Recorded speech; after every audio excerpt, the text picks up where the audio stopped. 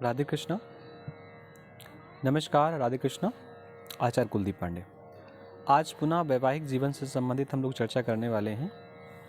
बहुत कम समय में चर्चा करेंगे और आपको बता दें कि ये जो बुद्ध की उंगली के नीचे का स्थान होता है, इसको हम लोग हृदय रेखा बोलते हैं। इस उंगली को कनिष्ठिका उंगली या बुद्ध की उंगली बोलते हैं। और इन दोनों के मध्य का जो स्थान होता है, ये वाला, इसी अंदर के स्थान को देख करके हम ये कंफर्म कर लेते हैं कि जातक का विवाह कैसा होगा, वैवाहिक जीवन अच्छा रहेगा, सामान्य रहेगा, या स्थितियाँ बहुत अच्छी रहेंगी। इस हाथ को जब थोड़ा सा हम देखने का प्रयास करेंगे तो मालूम पड़ेगा दो विवाह रेखा है। ये पहली है, दूसरी हुई। जब दोनों विवाह रेखाओं को हम गणना करेंगे तो हम एक चीज़ याद रखें कि कोई भी रेखा, विवाह रेखा स्पेशली अगर सीधी होती है तभी इसको हम बहुत श्रेष्ठ विवाह रेखा मानेंगे।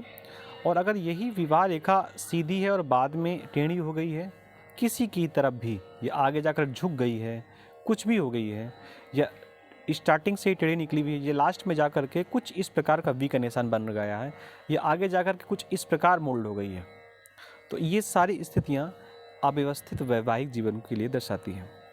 अब इसी में जैसे हम देख रहे हैं, आपसे बात भी हो रही लगातार, ये पहली विवाह रेखा है और ये दूसरी विवाह रेखा है। पहली विवाह रेखा पे जाएं तो मालूम पड़ता है कि विवाह रेखा यहाँ से स्टार्ट तो हो गई है और ये आगे घूम रही है। घूमने की क्या आवश्यकता है? जब मैंने पहले कहा कि अगर रेखा सीधी है तो विवाह अच्छा है, विवाह समय से हो जाएगा, वैवाहिक जीवन का सुख मिलेगा, आपस में अच्छा सामंजस्य रहेगा। लेकिन अब ये घूम कर कैसे जा रही है, तो आपस में सामंजस्य अच्छा कैसे रहेगा? एक चीज़ और भी कंफर्म करना चाहूँगा कि यहाँ पर एक विवाह रेखा नहीं है, यहाँ पर दो विवाह रेखा है। एक छोटी सी तीसरी विवाह रेखा यहाँ पर दिखाई दे रही, हो सकता है आपको दिखाई ना दे, क्योंकि कई बार जब चीज़ें पहले से पता नहीं होती तो ऐसी अव्यवस्थाएँ होती हैं। तो कहने का एक आसान सा तरीका है कि बहुत श्रेष्ठ विवाह है ऐसा नहीं कह सकते। कारण क्या है?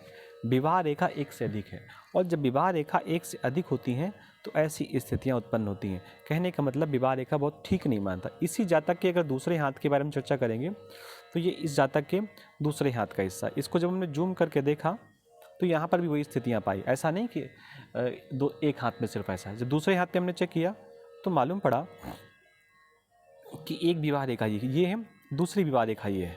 दोनों विवाह रेखाओं को जब हमने और गहराई से चेक किया तो मालूम पड़ा कि पहली विवाह रेखा यहाँ से जा रही है और ये आगे ऐसे मुड़ गई और ये ऐसे मुड़ गई।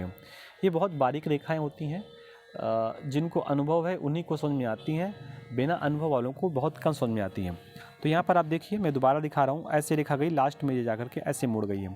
तो जब इस प्रकार का वी शेप हो जाता है तो भी स्थितियाँ ऐसी हो जाती हैं। चलो मान लिया कि पहला विवाह जातक का डिस्टर्ब रहेगा, दूसरे ये वाला विवाह डिस्टर्ब रहेगा, पहला विवाह डिस्टर्ब रहेगा।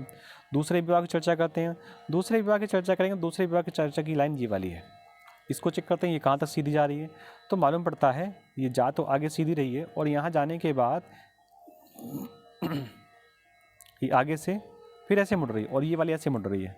इस हिस्से को जब आप बहुत जूम करके देखेंगे तो मालूम पड़ेगा रेखा ऐसे जा तो रही है, लास्ट में ऐसे मुड़ गई और एक रेखा से चली गई। तो ये फिर यहाँ पर वी शेप बन गया।